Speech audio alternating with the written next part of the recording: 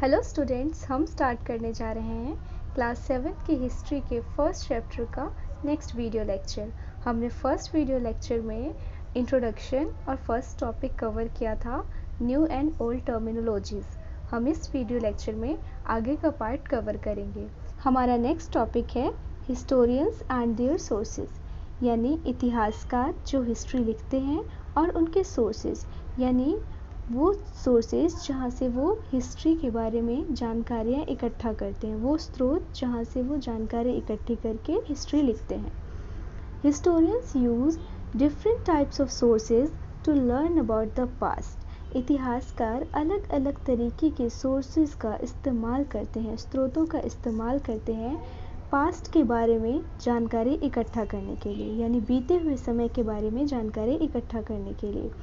Depending upon the period of study and the nature of their investigation, उनका अलग अलग तरीके का सोर्स का यूज़ करना हिस्ट्री लिखने के लिए ये दो चीज़ों पे डिपेंड करता है।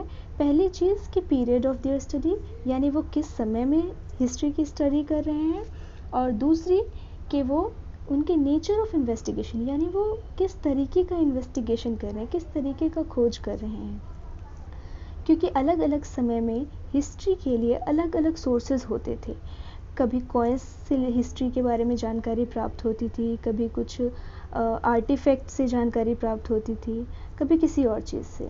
और नेचर ऑफ इन्वेस्टिगेशन मतलब कैसा उनका इन्वेस्टिगेशन का नेचर है, एक्सकेवेशन, खुदाई के जरिए इन्वेस्टिगेशन करना चाह रहे हैं या फिर किसी डॉक्यूमेंट से इन्वेस्टिगेशन कर रहे हैं। इन चीज़ों पर डिपेंड करता था कि वो उनके सोर्स ऑफ जो इन्वेस्टिगेशन होगा हिस्ट्री लिखने का वो क्या होगा। Last year for example you read about rulers of Gupta dynasty and Harshavardhana. पिछले साल जो तुमने पढ़ा होगा दो डायनेस्टी के, यानी दो खानदानों के राजा के बारे में पढ़ा होगा, गुप्ता डायनेस्टी और हर्षवर्धन के बारे में। In this book we will read about the following 1000 years. इस बुक में हम उसके बाद के 1000 साल की स्टडी करेंगे, जो कि लगभग 700 से 750 के बीच का है। ठीक है। You will notice some continuity in the sources used by historians for the study of this period. इस समय के historians जिस sources का इस्तेमाल करते थे हिस्ट्री लिखने के लिए, उसमें तुम्हें एक continuity दिखाई देगी, एक लगातार पना दिखाई देगा। They still rely on coins, inscriptions, architectures and textual records for information. इस समय तक भी वो हिस्ट्री की जानकारी प्राप्त करने के लिए पुराने सिक्कों, इंस्क्रिप्शंस जो खुदाई करके जानकारियाँ लिखी जाती हैं उन पर, आर्किटेक्चर्स पर जो पुरानी इमारतें होती हैं उन पर, टेक्सचुअल रिकॉर्ड्स पर, किताबी रिकॉर्ड्स पर इंफॉर्मेशन के लिए वो लोग डिपेंडेंट थे। But there is also considerable discontinuity. लेकिन एक इस समय में इन सब की कॉन्टीन्यूटी के बावजूद एक डिसकॉन्टीन्यूटी भी आता है, यानी इस कतार को तोड़ता हुआ भी एक दूसरी चीज़ आती है। वो ये है कि इस समय में जो टेक्सचुअल रिकॉर्ड्स हैं उनकी संख्या बहुत ही तेज़ी से बढ़ जाती है, ड्रामेटिकली इंक्रीज़ हो जाती है इस समय में। This slowly displaced other types of available information. और जो ये टेक्सचुअल रिकॉर्ड्स हैं, किताबी रिकॉर्ड्स हैं, ये दूसरे तरीके के जो इंफॉर्मेशन के सोर्स हैं उनको डिस्प्लेस कर देते हैं, यानी उनकी जगह ले लेते हैं।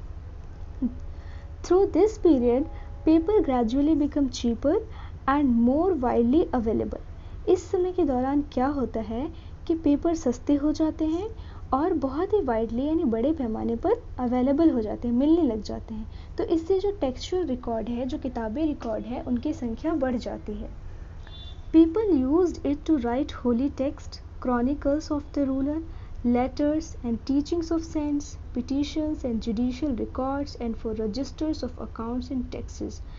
लोग पेपर्स का इस्तेमाल बहुत सारी चीज़ों में करने लगे, जैसे होली टेक्स्ट मतलब धार्मिक किताबों को लिखने में, क्रॉनिकल्स ऑफ रूलर मतलब क्रॉनिकल्स होता है फैक्ट्स और डाटा को क्रमवार ढंग से सीरीज से कलेक्ट करना। तो राजा लोग अपने क्रॉनिकलर्स लिखवाते थे अपने राजकाज के कार्यों को लेकर के, अपनी पॉलिसीज़, अपने फंक्शंस, इन सब को लेकर के। लेटर्स लिखे जाते थे पेपर्स पे। टीचिंग्स ऑफ द सेंट्स, जो संत हुआ करते थे, महापुरुष, संत, गुरु, उनकी टीचिंग्स, जो उनकी जो गुरुवाणी होती थी उनको लिखने के लिए कागज़ों का इस्तेमाल होता था। पिटीशंस जैसे आज के टाइम में याचिका दायर करते हैं, इनके लिए कागज़ों का इस्तेमाल होता था। जुडिशियल रिकॉर्ड, जो कोर्ट के जितने भी कोर्ट कचहरी के रिकॉर्ड होते हैं उनके लिखने के लिए इस्तेमाल होता था। और भी दूसरे कामों के लिए जैसे कि अकाउंट्स और टैक्सेस का लेखा जोखा रखने के लिए। Manuscripts were collected by wealthy peoples. इसके साथ साथ जो मैन्यूस्क्रिप्ट्स थी वो अमीर लोग कलेक्ट करते थे, यानी इकट्ठा करते थे। जैसे कि रूलर्स हो गए, राजा हो गए। मोनेस्ट्रीज और टेम्पल्स में कलेक्ट होती थी। मोनेस्ट्रीज मतलब खानका, जहाँ पे कोई भी धर्म गुरु या फिर कोई विशिष्ट व्यक्ति अपना रहने और खाने पीने का ठिकाना रखता हो। टेम्पल्स यानी मंदिर, इन सब जगहों पे मैन्यूस्क्रिप्ट्स कलेक्ट की जाती थी। मैन्यूस्क्रिप्ट्स वो होती है कि कोई भी किताब जो हाथ से लिखी गई हो, जो प्रिंट नहीं की गई हो, विदाउट प्रिंटेड हो। यानी जब प्रिंटिंग प्रेस का दौर नहीं था तो जितनी भी किताबें होती थी वो सब मैन्यूस्क्रिप्ट्स की फॉर्म में ही होती थी। They were placed in libraries and archives. ये सारी जो मैन्यूस्क्रिप्ट्स थी ये सब लाइब्रेरीज में रखी हुई होती हैं और आर्चिव्स में रखी हुई होती थी। आर्चिव्स वो होती है एक प्लेस जहाँ पे डॉक्यूमेंट्स, पुराने डॉक्यूमेंट्स और मैन्यूस्क्रिप्ट्स स्टोर की जाती थी, रखी जाती थी। Today all national library, national and state government have archives where they keep all their old official records and transactions। आज के टाइम में जितने भी राष्ट्रीय और स्टेट लेवल की गवर्नमेंट्स हैं उनके पास आर्चिव्स हैं जहां वो अपने पुराने ऑफिशियल ऑफिस के पुराने जितने भी रिकॉर्ड्स हैं और जितने भी ट्रांजैक्शन हैं यानी आदान प्रदान है, इन सब का बायोडाटा के लिए आर्चिव्स मेंटेन करते हैं। These manuscripts and documents provide a lot of detailed information to historians, but they are also difficult to use। ये जो मैन्यूस्क्रिप्ट्स हैं यानी उस टाइम की हस्तलिखित किताबें, वो बहुत सारी, और जो डॉक्यूमेंट्स हैं बहुत सारी डिटेल इन्फॉर्मेशन, जानकारियाँ तो देती हैं, लेकिन हिस्टोरियंस के द्वारा इनको यूज़ करना मुश्किल हो जाता है, कठिन हो जाता है।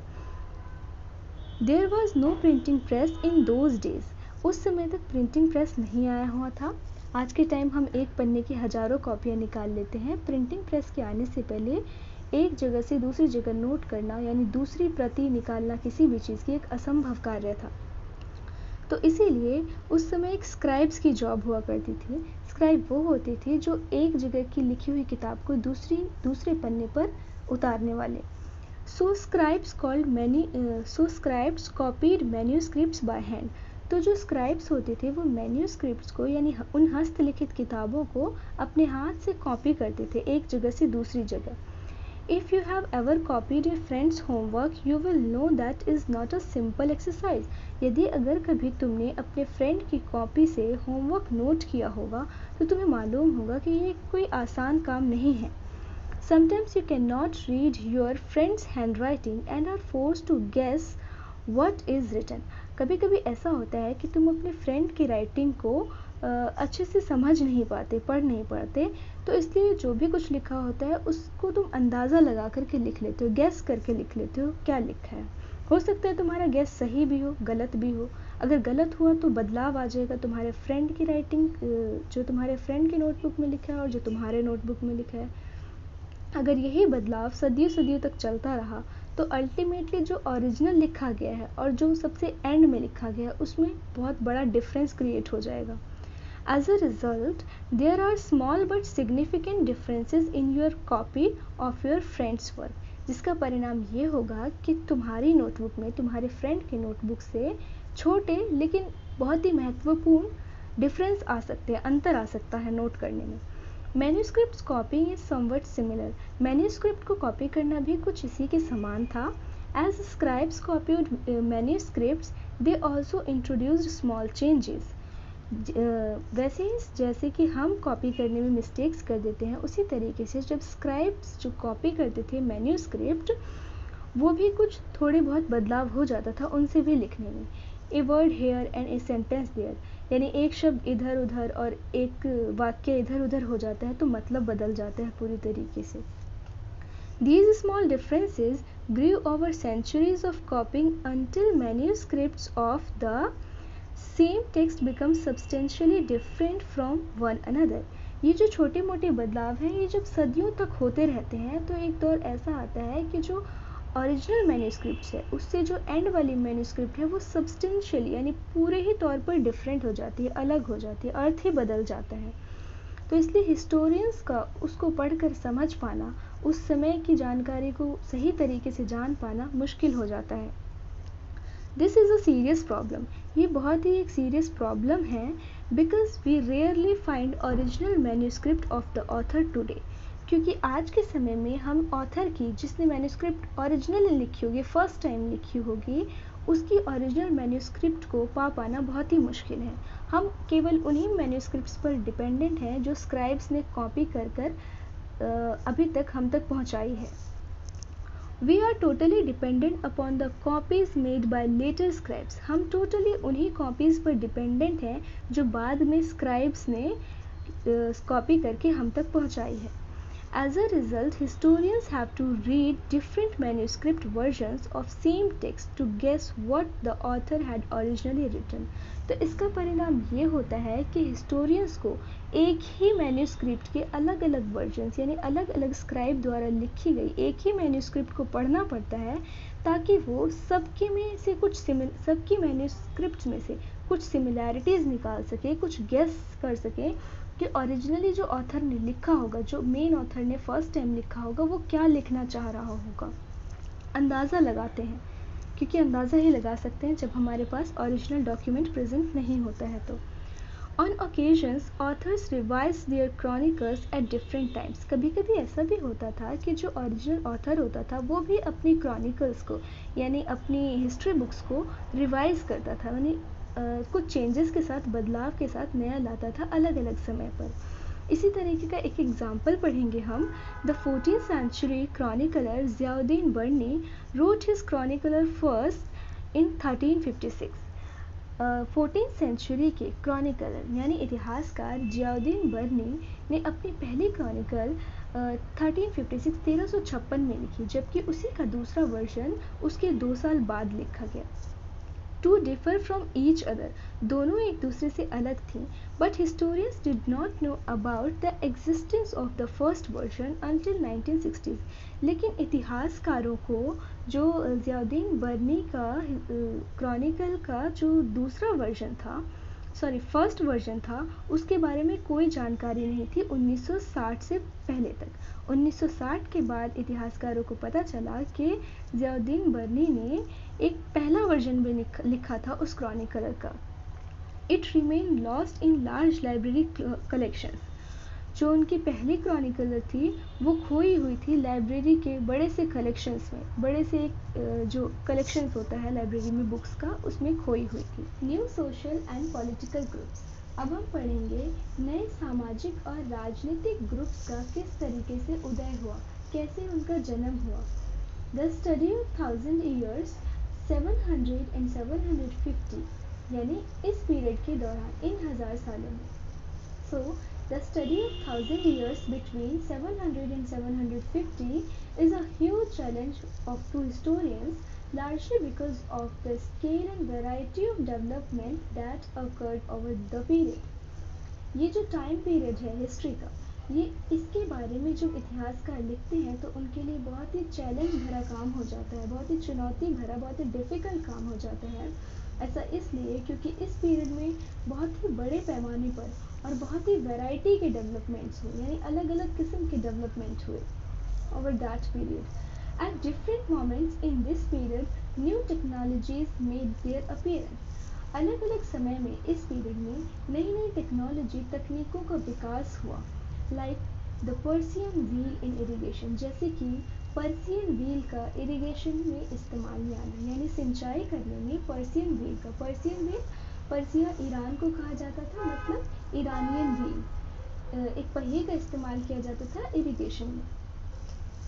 The spinning wheel in weaving, यानी स्पिनिंग व्हील चरखे को कहते हैं, वीविंग मतलब बुनाई करने में, कपड़ा बुनने में।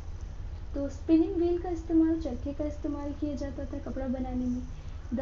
बेसिकली थ्रेड बनाने में किया जाता है, फिर उससे क्लॉथ मैन्युफैक्चर किया जाता है। And fire arms in combat, और अग्नि हथियारों का जंगों में इस्तेमाल किया जाने लगा। फायर आर्म्स मीन्स अग्नि हथियार। जो हथियार जिसमें आगों से लैस होते हैं उन हथियार को कहते हैं। New foods and beverages arrived in the sub continent. खाने पीने की नई चीज़ें सब कॉन्टिनेंट में आई, यानी उपमहाद्वीप में आई। इंडिया को एक सब कॉन्टिनेंट कहते हैं।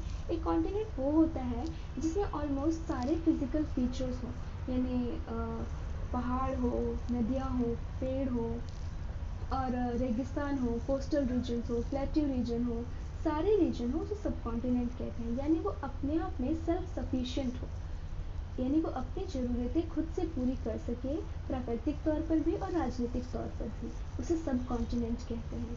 तो इंडियन सब कॉन्टिनेंट में नए फूड्स और नए बेवरेजेस आए, खाने पीने की नई चीज़ें आई, जैसे कि पोटैटोज़, कॉर्न, मक्का, चिलीज, टी, कॉफ़ी, ये सारी चीज़ें विदेशी हैं।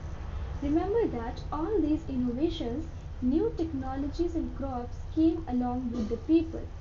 ये भी ध्यान रखने की चीज़ है कि जितने भी इनोवेशंस हैं, आविष्कार हैं, नई चीज़ों की खोज है और नई टेक्नोलॉजी, नई फसलें जो भी आई, वो अपने आप तो चलकर नहीं आएंगी, ये लोगों के साथ आई। who brought other ideas with them as well। जो लोग आए वो अपने साथ साथ दूसरे आइडियाज़ भी लेकर आए सब कॉन्टिनेंट में। As a result, this was a period of economic, political, social and cultural changes। इसका परिणाम क्या हुआ कि इस समय में बहुत ज़्यादा आर्थिक तौर पर, यानी पैसे से रिलेटेड, इकोनॉमी से रिलेटेड, पॉलिटिकल, राजनीतिक तौर पर, सोशल, सामाजिक, कल्चरल, सांस्कृतिक तौर पर जितने भी रीति रिवाज होते हैं, इन सब में कुछ बदलाव आए, क्योंकि जो लोग बाहर से आए वो अपने साथ अलग अलग आइडियाज़ लेके आए, अलग अलग विचार लेके आए। अब उनके विचारों से लोग प्रभावित हुए, यहाँ के रहने वाले भी, तो यहाँ के लोगों के विचारों, उनके कल्चरल, उनकी संस्कृति में बदलाव आया। You will learn about some of these changes in chapter 5, 6 and 7। Chapter 5, 6, 7 में तुम इन बदलावों के बारे में अच्छे से पढ़ोगे। This was also period of great mobility। ये पीरियड भी, ये जो पीरियड था ये बहुत बदलाव का पीरियड था। मोबिलिटी मतलब चेंजेस एक फास्ट स्पीड से। Groups of people travel long distances in search of opportunity. जो लोगों का समूह था वो ट्रेवल करता था लंबी लंबी डिस्टेंस पे, लॉन्ग डिस्टेंस पे, अपॉर्चुनिटी, अवसर की खोज में, ताकि उन्हें कोई मौका मिल सके अपने आप को डेवलप करने का। लोग अलग अलग जगह इसीलिए घूमते थे। The subcontinent has immense wealth and the possibilities to feel to possibilities for people to carve a fortune। जो इंडियन सब कॉन्टिनेंट था, उपमहाद्वीप था, उसमें इमेंस वेल्थ था, यानी बहुत ज़्यादा समृद्धि थी, पैसा था, and the possibilities for people to carve their fortune. और लोगों के पास ये पॉसिबिलिटी थी कि वो अपना फॉर्च्यून, अपने भाग्य को कार्व कर सकें, यानी सजा सकते हैं। One group of people who became important in this period were the Rajputs। एक ग्रुप ऑफ पीपल जो इस पीरियड में बहुत इम्पोर्टेंट हुआ वो थे Rajput. The name derived from Rajputra। राजपुत्रा से राजपूत शब्द निकला है। The son of ruler, इसका मतलब होता था कि राजा का बेटा। Between the 8th and 14th centuries, the term was applicable more generally to a group of warriors who claimed Kshatriya caste status. 8वीं से 14वीं शती के बीच जो ये टर्म था राजपुत्रा, वो जनरली उन लोगों के लिए अप्लाई होता था जो कि वॉरियर्स थे। वॉरियर्स मीन्स योद्धा, जो युद्ध लड़ सकते थे, जो वो अपने आप को क्षत्रिय कास्ट के मानने लगे। ये टर्म सिर्फ राजाओं यानी रूलर्स के लिए ही नहीं था, ये उन सभी के लिए था जो युद्ध लड़ सकते थे, नॉट जस्ट रूलर्स, सिर्फ रूलर्स के लिए ही नहीं था। एंड चिफ्टेंस जो मुखिया होते हैं, हेड होते हैं, सिर्फ उनके लिए ही नहीं था, बट ऑल्सो सोल्जर्स जो सिपाही थे उनके लिए, कमांडर्स जो सिपाही के होते थे, उन सब के लिए ये टर्म यूज़ किया जाता था। उनके लिए भी यूज़ किया जाता था जो एज अ आर्मी का काम करते थे, अलग अलग मोनार्स, अलग अलग राजाओं की दरबार में सब कॉन्टिनेंट के। A chivalric code of conduct, extreme valor and a great sense of loyalty were the qualities attributed to Rajputs by their poets and bards। जो राजपूत थे उनके पोएट्स और बार्ड्स भी पोएट ही होते हैं जो कविताएं लिखते हैं। राजपूत का उनके कवियों के द्वारा इस तरीके से बयान किया जाता था। वो राजपूत के बारे में लिखते थे कि वो बहुत ही शिवालरिक हैं, बहुत ही बहादुर हैं, बहुत ही वेलर हैं, बहुत ही वीर हैं, बहुत ही दयावान हैं, लॉयल हैं। ये सारी क्वालिटीज़, ये सारी अच्छी अच्छी क्वालिटीज़ राजपूत के जो उनके पर्सनल कवि हुआ करते थे, उनके पोएट हुआ करते थे, वो राजपूत की तारीफ़ों का बयान करते थे। ऐसा हर राजाओं के साथ होता था। जो उनके पर्सनल पोइट्स होते थे वो उनकी तारीफ़ों का बयान करते थे।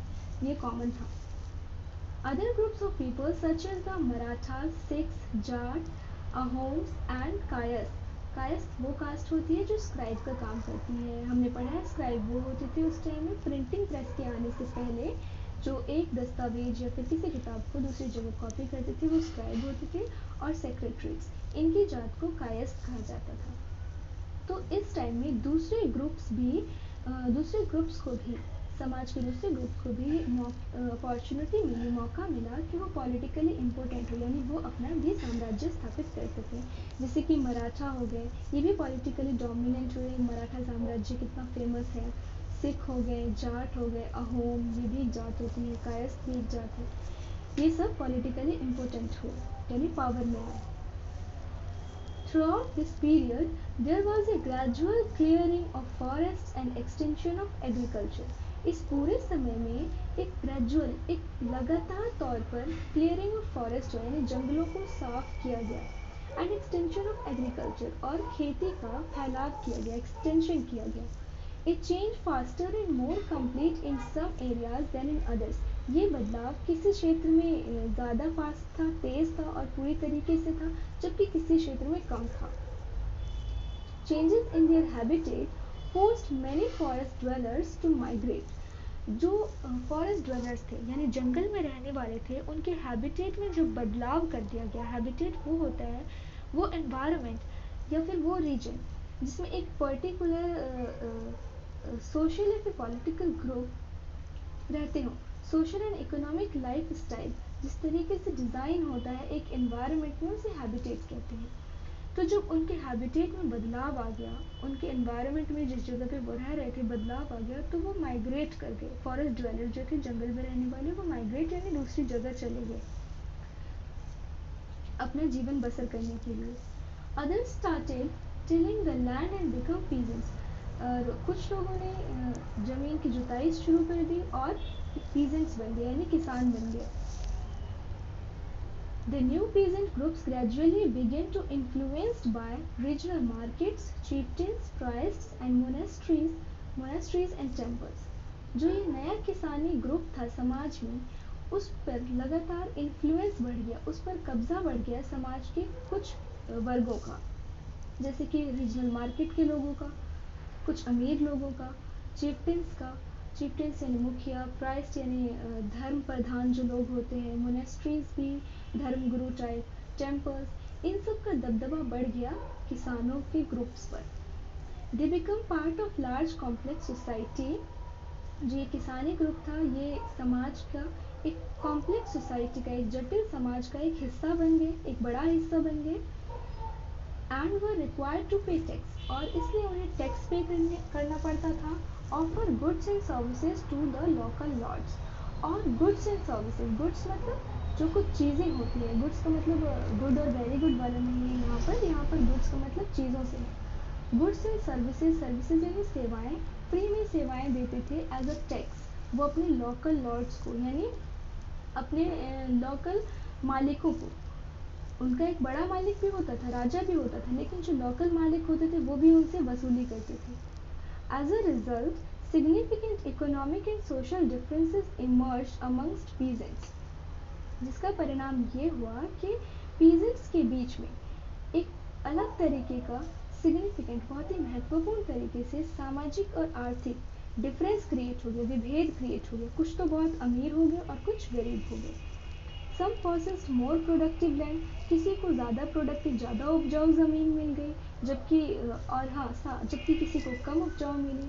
और वो साथ में कैटल भी पालने लग गए यानी चौपाए जानवर, जिससे उनकी इनकम हुई। और इसके साथ कुछ आर्टिसनल यानी कुछ आर्टिस्टिक वर्क जैसे कलाकारी का काम भी करते थे उस सीज़न में। जब जो लेन सीजन होता था, एग्रीकल्चरल एक्टिविटी के साथ साथ लेन सीजन में, खाली सीजन में वो दूसरे काम भी करते थे। इस तरीके से कुछ एग्रीकल्चरल ग्रुप जो था वो अमीर हो गया, वो ज़मींदार हो गए, और कुछ गरीब हो गए।